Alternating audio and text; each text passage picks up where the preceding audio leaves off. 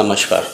हमारे पास इस तरह के कई सारे पेशेंट आते हैं जिनकी कंप्लेंट होती है कि उनकी आंखों में जैसे कुछ पड़ा हुआ है, रेत जैसा, मिट्टी जैसा कुछ पड़ा हुआ है, आंखों में सूखापन जैसा लग रहा है, इचिंग होती है, इरिटेशन होता है।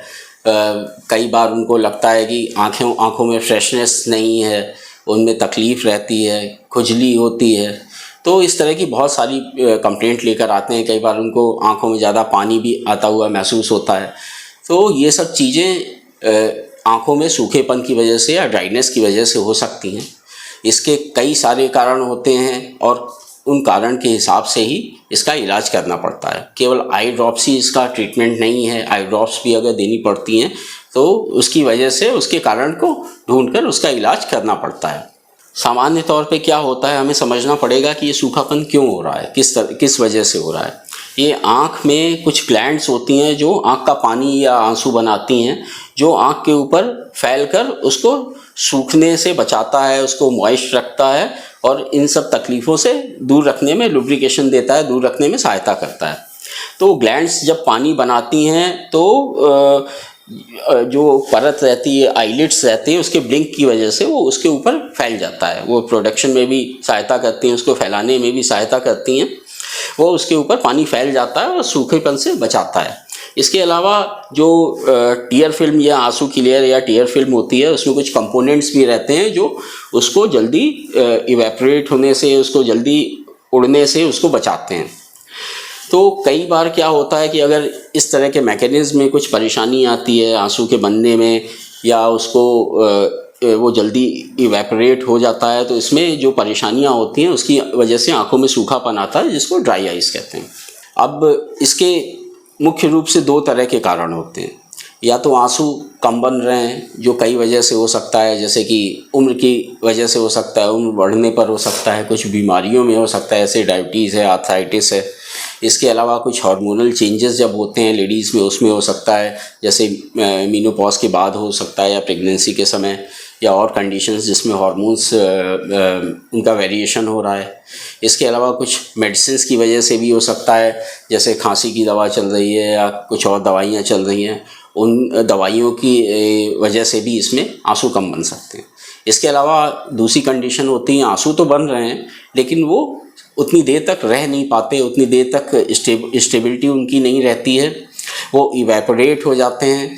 तो इसके भी अलग अलग कारण होते हैं। पहली चीज़ तो ये है कि हमारा लाइफ स्टाइल इस तरह का है, जो आजकल बहुत कॉमन कॉज हो गया है। जैसे कंप्यूटर्स हम यूज़ कर रहे हैं, लैपटॉप्स यूज़ कर रहे हैं, मोबाइल्स यूज़ कर रहे हैं, काफ़ी देर तक उसको यूज़ करते हैं, तो ब्लिंकिंग कम हो जाती है। ब्लिंकिंग की कम होने की वजह से ये ड्राई आई की समस्या बढ़ जाती है। उसके अलावा कुछ ऐसा इन्वायरमेंट है जहाँ हम रह रहे हैं, जैसे थोड़ा डस्टी इन्वायरमेंट है, गर्मी वाला इन्वायरमेंट है, जहाँ हवा ज़्यादा है, जैसे एसी में रह रहे हैं, पंखे के नीचे काफ़ी देर तक बैठ रहे हैं, तो उसकी वजह से भी उसका जो इवेपोरेट होने का टाइम होता है वो काफ़ी कम हो जाता है, आंसू जल्दी सूख जाते हैं। उसकी वजह से भी ड्राई आई की समस्या हो सकती है। अगर इस तरह के लक्षण दिख रहे हैं तो सबसे अच्छा उपाय तो यही है कि अपने से दवाएं लेकर नहीं डालते रहना चाहिए, उसका इलाज अपने से नहीं करना चाहिए। किसी आई के स्पेशलिस्ट को दिखाएं, वो जांच करेंगे, उसके हिसाब से ही फिर दवा देंगे, क्योंकि इसके कारण अलग अलग हैं, इसलिए इसमें इलाज भी अलग अलग तरीके से ही करना पड़ता है।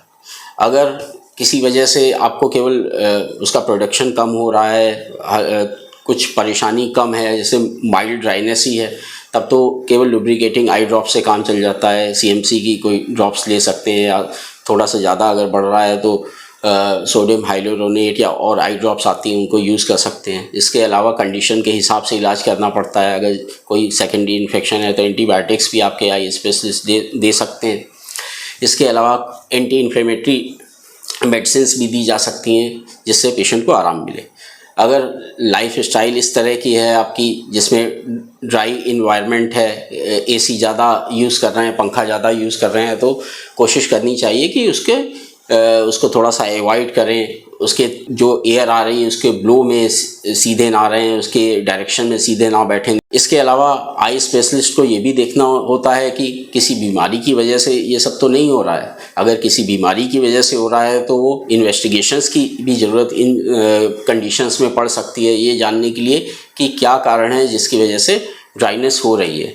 अगर ऐसा है कोई बीमारी उसमें इन्वॉल्व रहती है, डायबिटीज़ रहती है, आर्थराइटिस रहती है या कोई और बीमारी इस तरह की रहती है, तो उसका इलाज करना भी ज़रूरी होता है।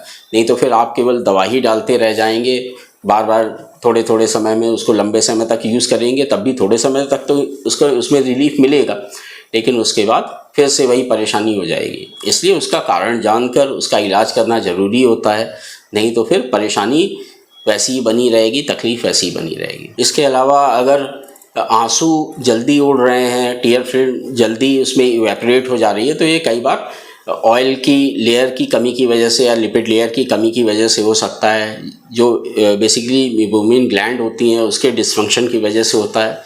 तो इस तरह के कंडीशन में मेबोमिन ग्लैंड्स के लिए भी ट्रीटमेंट करना पड़ता है। उसके लिए सामान्य तौर पे क्या कर सकते हैं, आँखों की सिकाई या हॉट पोमेंटेशन कर सकते हैं।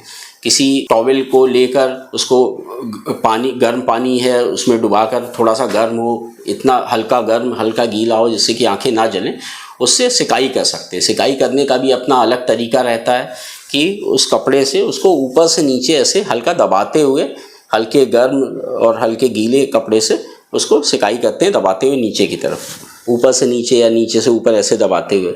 उससे होता क्या है कि ये ग्लैंड्स में यहाँ पर जो डिस्चार्ज रहता है कई बार वो गर्मी से पिघलता है और दबाने से किनारे की तरफ होकर निकल जाता है। तो ये सहायता करता है इसको ड्राइनेस को दूर करने में, उसके ऑयल या लिपिड के प्रोडक्शन को मेंटेन करने में ये हेल्प करता है। इससे कई लोगों को काफ़ी आराम मिल जाता है अगर आपने ठीक से इसको किया है। और दवाओं में कमी आ सकती है, इसमें परेशानी में कमी आ सकती है, कई बार पूरी तरह से ठीक हो जाता है। तो ये सामान्य चीज़ें हैं जिसमें अगर आप घर पर अपने इस तरह से भी इलाज कर रहे हैं डॉक्टर की सलाह के बाद, तो कई बार इससे आराम मिल जाता है। इसके अलावा अगर बहुत ज़्यादा कंप्यूटर या लैपटॉप या मोबाइल के यूज़ की वजह से आपको परेशानी हो रही है, तो उसको भी ठीक करना ज़रूरी है। उसके लिए भी हमें अपनी लाइफ स्टाइल, अपने वर्किंग पैटर्न को बदलना ज़रूरी है।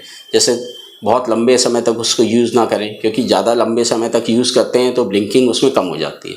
नॉर्मली जो आदमी का ब्लिंकिंग टाइम होता है, ब्लिंकिंग रेट होती है, वो लगभग 15 ब्लिंक्स पर मिनट की होती है। लेकिन कई बार देखा गया है कि ये जो मोबाइल या लैपटॉप या कंप्यूटर के यूज़ में ब्लिंकिंग रेट कम हो जाती है, 4 से 6 पर मिनट की हो जाती है, जिससे कि आंखों में सूखेपन की संभावना बढ़ जाती है, परेशानी हो जाती है। इन सब कंडीशंस में आई ड्रॉप्स तो यूज़ कर ही सकते हैं, लेकिन इन सब चीज़ों को, लाइफ स्टाइल को मेंटेन करना, उसको सुधारना बहुत ज़रूरी होता है। नहीं तो फिर आई ड्रॉप्स बहुत लंबे समय तक यूज़ करने के बाद भी आराम नहीं मिलता है। इसके अलावा जब कंडीशंस ज़्यादा कुछ परेशानी बढ़ जाती है, जैसे कि ड्राइनेस आपकी ठीक नहीं हो रही, तो आपके आई स्पेशलिस्ट हैं वो दूसरी चीज़ों की भी सलाह दे सकते हैं। जैसे कि कुछ पंक्चुअल प्लग्स होते हैं जो आँख के आंसू बहने के रास्ते में उसको टेम्परेरी तरीके से उसको लगा सकते हैं, जिससे कि पानी जल्दी ना बहे आँख का और सूखेपन को दूर करने में सहायता मिले। इसके अलावा ज़्यादा सीवियर कंडीशंस हो जाती हैं तो उसमें और दवाइयाँ भी यूज़ करनी पड़ती हैं। आई ड्रॉप्स अलग तरह की यूज़ कर सकते हैं कंडीशन के हिसाब से, या फिर बहुत सीवियर कंडीशंस हो जाती हैं तो फिर उसमें एमनियोटिक मेम्ब्रेन उसमें यूज़ किया जाता है और दवाओं के साथ में। ये कुछ सिंड्रोम्स की वजह से हो सकता है, तो ये आपके डॉक्टर ही देखकर बता सकते हैं कि क्या कंडीशन है और किस तरह की दवाएं देनी है या किस तरह का ट्रीटमेंट उसमें चालू करना है। इसके अलावा कई बार पेशेंट्स कंप्लेंट करते हैं इस तरह की भी कि उनकी आंखों में ज़्यादा पानी आ रहा है। ये कई बार ड्राई आई की वजह से हो सकता है, क्योंकि शरीर उसको कंपनसेट करने के लिए ड्राइनेस को ज़्यादा पानी बनाने लगता है, टीयर प्रोडक्शन ज़्यादा होने लगता है, आंसू ज़्यादा बनने लगते हैं। तो इस तरह की तकलीफ़ में भी उसका इलाज करने से, ड्राइनेस का ज़्यादा पानी आने की समस्या से भी हमें आराम मिल सकता है। ऑलरेडी इसके लिए एक वीडियो पहले भी बना चुके हैं, अगर उसके लिए ज़्यादा जानकारी आपको चाहिए तो वो आप देख सकते हैं, उससे आपको सहायता मिलेगी। अंत में बस यही कहना चाहेंगे कि अगर आपको कुछ पूछना हो, कोई परेशानी हो आँखों के बारे में, कुछ जानकारी चाहते हो, तो नीचे कमेंट बॉक्स में हमें मैसेज करके भेज सकते हैं। हम भविष्य में कोशिश करेंगे इसी तरह के वीडियो और बनाने के लिए, जिससे आपको सुविधा हो। अगर आप हमसे किसी तरह की सलाह चाहते हैं, कंसल्टेशन चाहते हैं, तो नीचे दिए गए नंबर पे कंसल्ट कर सकते हैं, या फिर हमारे सेंटर पे हमें दिखाकर उसका समाधान ले सकते हैं। नमस्कार।